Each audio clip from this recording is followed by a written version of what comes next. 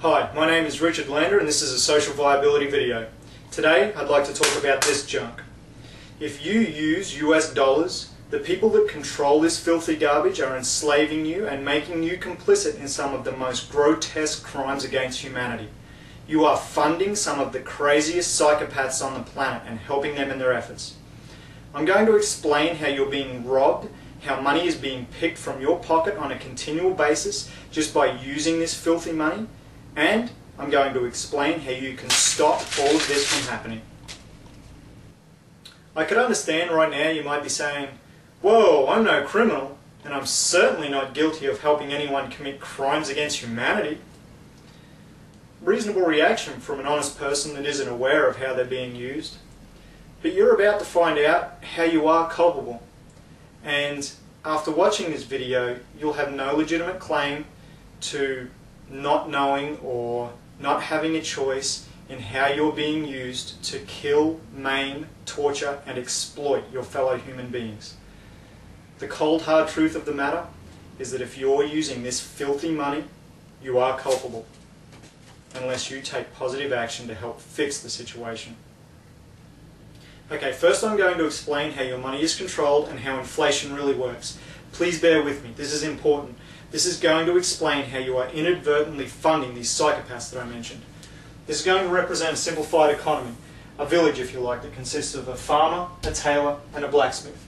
They each produce something that they all need, so in order to facilitate trade, the blacksmith creates coins and distributes them evenly among them, 3 coins each. They decide that each of their products, which are boxes of fruit, shirts and horseshoes, are going to be valued equally since they require roughly the same amount of work to create. So they value each of these products at 1 coin each. Now they can buy and sell their goods, which is much more convenient and effective than crudely bartering. The farmer, he can buy shirts. The tailor, he can buy horseshoes. And the blacksmith can buy fruit. Using this system, they can each have fruit to eat, shirts to wear, and horseshoes for their horses, as long as they each produce enough for the entire community.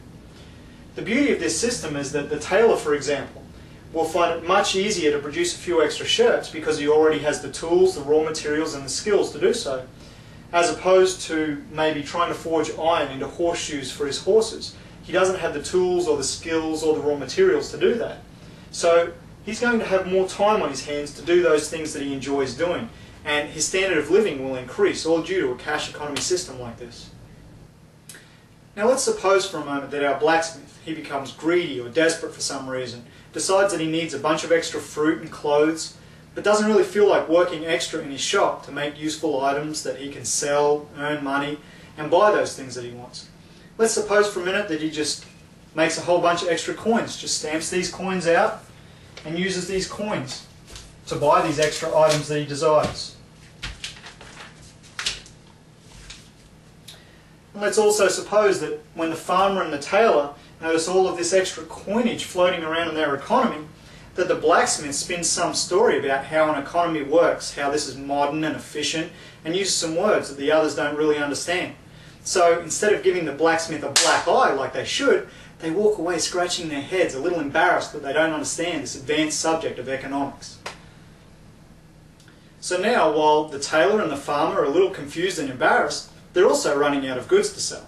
In order to remedy this, they jack the price up on their goods to 2 coins each. Whereas they started out at 1 coin each, when they increase it to 2 coins for each item, things seem to balance out okay.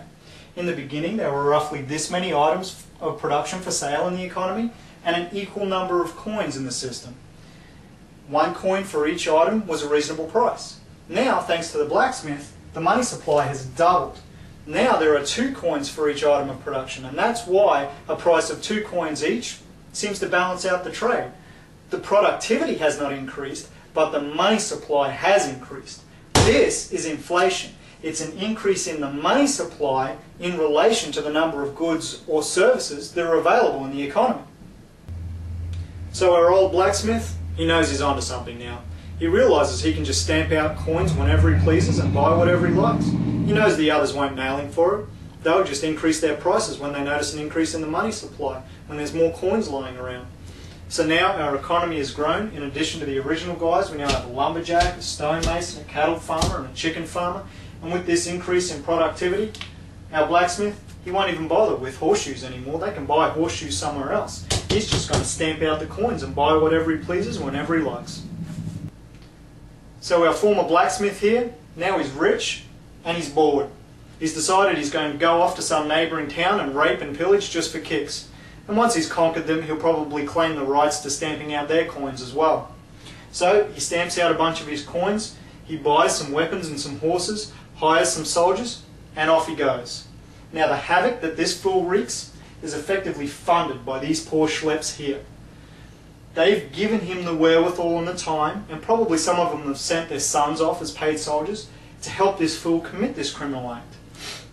Now you could say that these people here are just the victims of some tricky scam, but you could also say that their stupidity, their naive lack of integrity, and their lack of courage in standing up for what's right encourage this lowlife to become a complete degenerate and go and destroy people's lives. The former blacksmith here, folks, is your central bank. In the United States, the Federal Reserve System. When they loan you or your government money, they're just stamping out the coins. And it's the international bankers that are the primary influence in global affairs.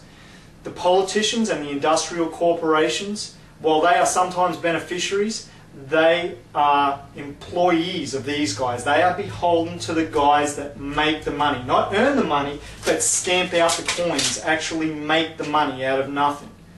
The war, mayhem, poverty, and disarray that you see in the world around you is the product of the people that are actually running the show, the international bankers. So for those of you trying to reform America and its institutions by voting or getting involved in political activism, you are wasting your time. You are burning up your enthusiasm and your lust for change in just the way these bankers want you to. You are fiddling around within their system that they have erected for you. The United States has long since been taken over by these bankers. The America that patriots love is dead. Watching people try and restore traditional American values through the political system is like watching a man perform CPR on a corpse that's in an advanced state of decay. It's kind of weird and repulsive and tragically futile.